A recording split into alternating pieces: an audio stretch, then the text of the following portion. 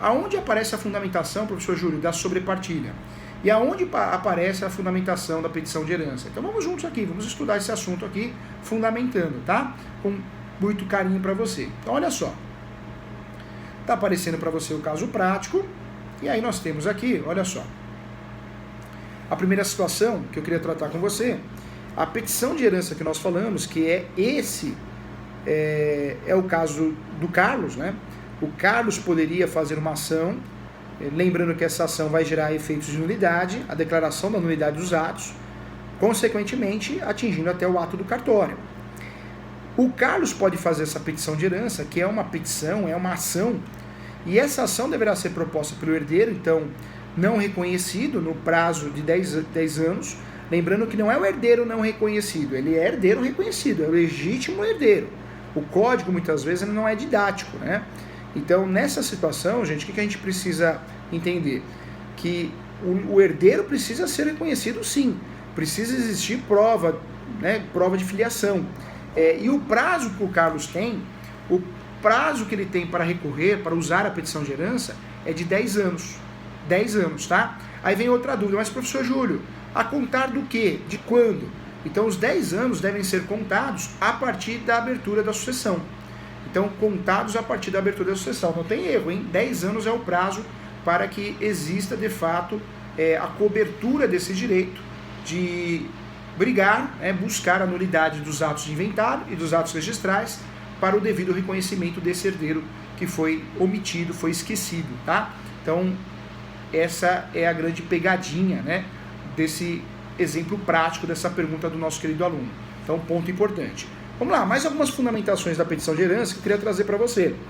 O Código Civil, na minha opinião, cheio de erros, né, e falhas e omissões, você percebe isso com facilidade, diferente do Código de Processo Civil, que ele é um pouco melhor, mais recente, né, eu acho que é um grande instrumento, o código mais recente que nós temos aí, de grande uso, é um código muito mais didático, tem as suas falhas também, mas ele é muito mais didático.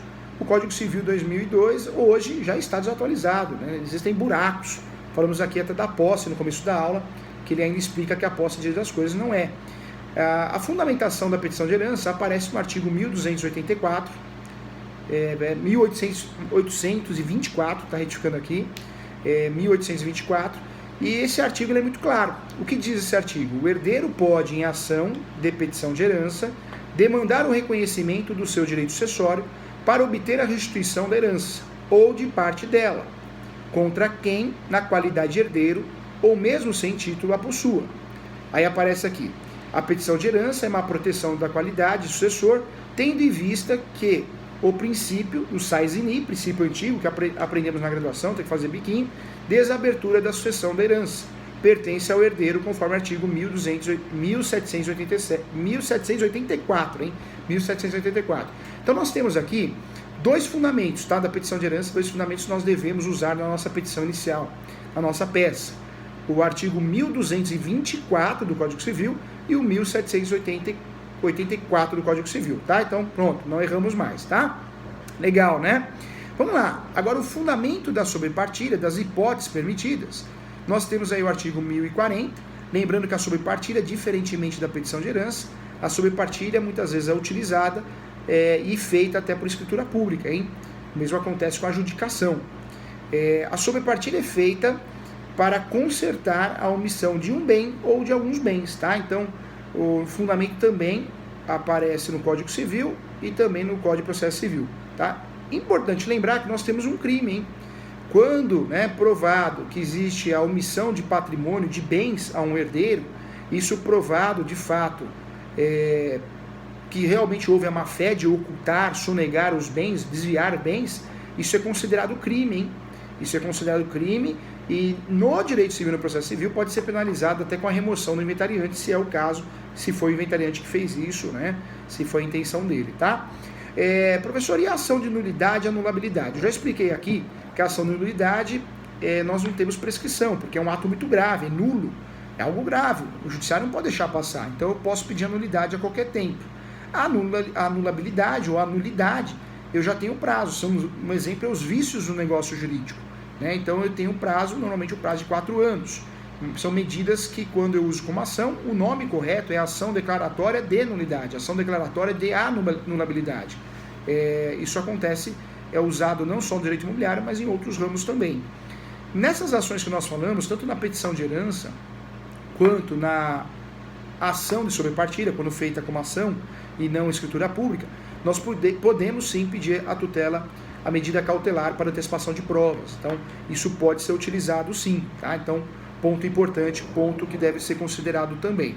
Mais um ponto que eu queria falar para você, hein?